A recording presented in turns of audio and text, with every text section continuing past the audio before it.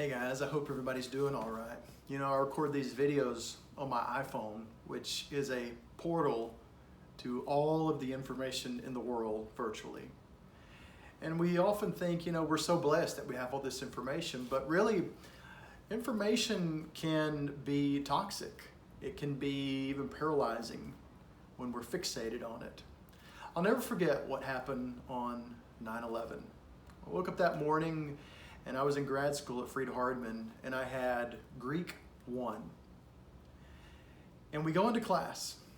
The teacher's not there yet, but someone had wheeled in, you know how back in the day when the dinosaurs were here, they would wheel in the TVs and people would be watching them. And we were watching the news. We were watching the aftermath. That class was, I think, 9:30 that morning. And so it had just happened. And we're all, you know, fixated and in shock. And Clyde Woods walks in. He looks at us looking at the TV. He looks at the TV and he just says, "There's nothing we can do about this. Let's do Greek." And he turned off the TV. And we were kind of in shock, but that was a kind of a profound moment.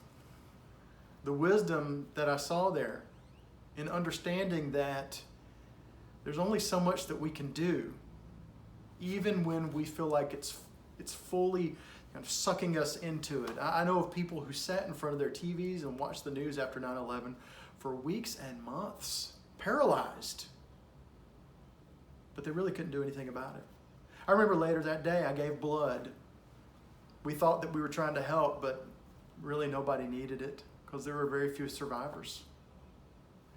And so when you think about today, and you think about all of the things that are kind of vying for our attention, or all of the things that we are pressured to feel concerned for, you know, you think about right now there's a whole news cycle about racism and police brutality and all that kind of stuff.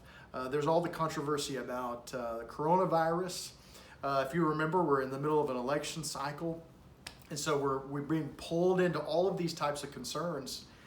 One of the main ones that you find on social media in the church is controversies in the church, things that are being debated in the church. And you know, I'll be honest, I used to be in a lot of groups that discussed and debated a lot of those things, and I left pretty much all of them.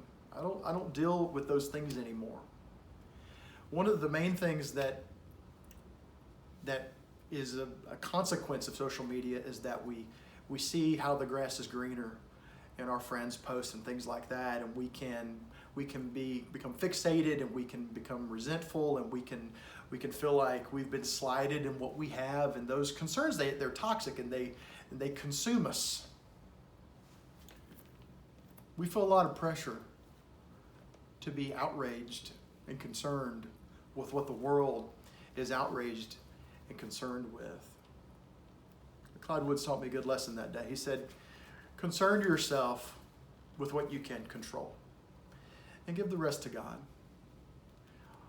When we consume ourselves with things that are really out of our control, they rob us from our focus on the things that are right in front of us. A concern for what is far ends up with a neglect for what is near. In particular, the things that we do have control over, the things we can influence, we end up shifting our focus away from those things. We have influence in our family, but we shift our focus away from our family. You have influence on your kids. Focus more on your kids. You have influence on your spouse. You have influence on your church family.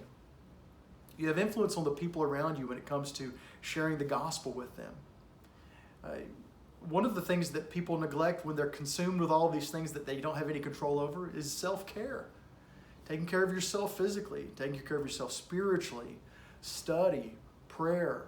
All of these things are neglected because there's a focus that is on a faraway thing that, number one, isn't our responsibility, and number two, we can have very little control over. I want to look at a couple of passages that talk about this principle, and we'll call it the principle of minding your own business. First one is 1 Thessalonians 4, starting in verse 11. Paul says, "We urge you, brothers, to aspire to live quietly and to mind your own affairs and to work with your hands as we instructed you, so that you may walk properly before outsiders and be dependent on no one. He's saying, take care of your business rather than taking care of business that's not yours. In Luke chapter 6 and verse 42, Luke 6:42 is really a parallel to Matthew 7, 1 through 5. Luke 6:42, Jesus says this, how can you say to your brother, brother, let me take out the speck that is in your eye, when you yourself do not see the log that is in your own eye? You hypocrite! First take the log out of your own eye, and then you will see clearly that take out the speck that is in your brother's eye.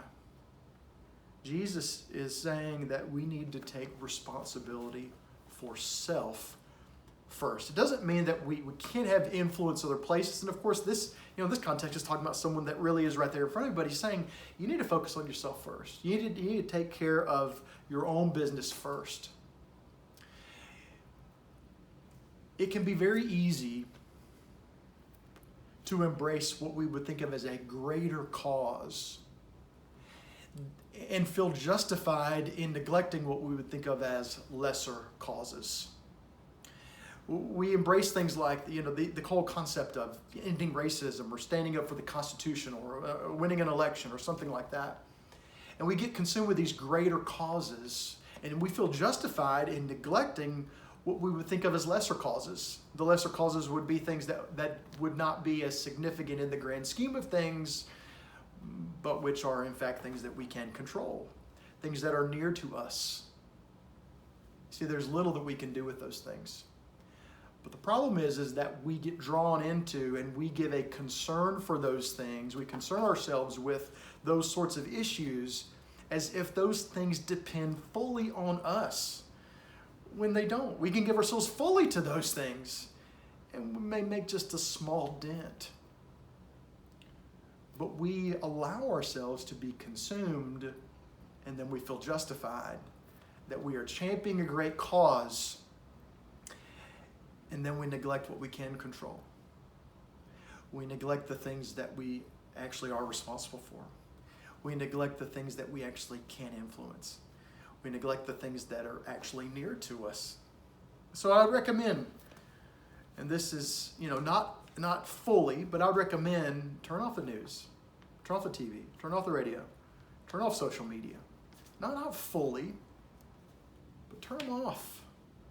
You don't need to know. We've been convinced that we need to know every single tidbit, every little fact about every little. I love it when I go like on a mission trip, or it used to be when I would go to camp for, you'd have a fast from technology. And I remember when I was younger, I would go home from camp and turn on the radio, and there'd be a whole brand new song that had come out.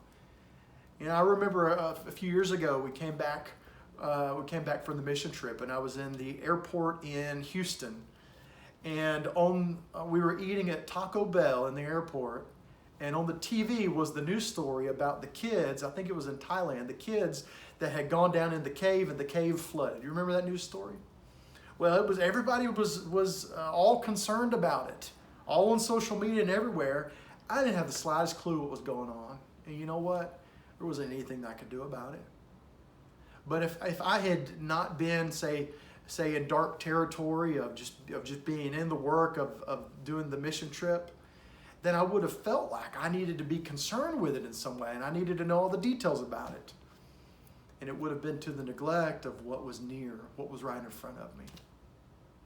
You see, minding business that isn't ours always comes at the expense of minding our own business, of influencing where we can influence, of taking responsibility for what we're actually responsible for.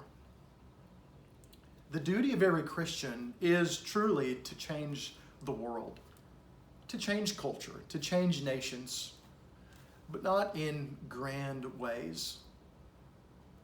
One person at a time. That's how we change the world. One person at a time through the gospel. And so let's focus on what's right in front of us. Let's focus on what we can control.